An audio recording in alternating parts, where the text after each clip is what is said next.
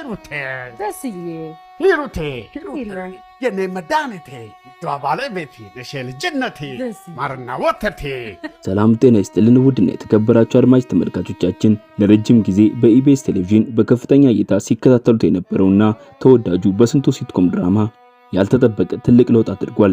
ድራማው ሙሉ በሙሉ ከኢቢኤስ በመውጣት ወደ ሌላ የቴሌቪዥን ጣቢያ መዛወሩ ተረጋግጧል። ለመሆኑ ይህ እጅግ ተወዳጅ ድራማ ለምን ከኢቢኤስ ወጣ?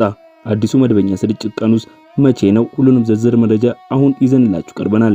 እስከ መጨረሻው አብራችን ቆዩ።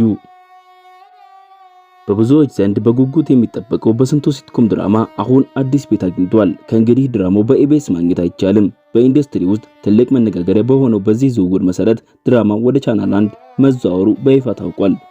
ይህ ዝውውር በበርካታ ሚሊዮን ብሮች የተደረገ ትልቅ ስምምነት እንደሆነ እየተነገረ ይገኛል። ታዲያ ተመልካቾች እንዳያመልጣችሁ ማወቅ ያለባችሁ ወሳኝ ነገር ቢኖር የስርጭት ሰዓቱን ነው።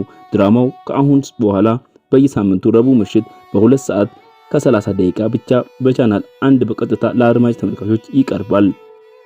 የበስንቱ ድራማ ወደ ቻናል 1 መዛወሩና በረቡዕ ምሽት 2 ሰዓት ተኩል መቅረቡ በእናንተ ዘንድ ምን ስሜት ፈጠረ?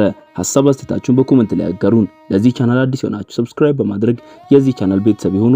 ሰናይ ቀን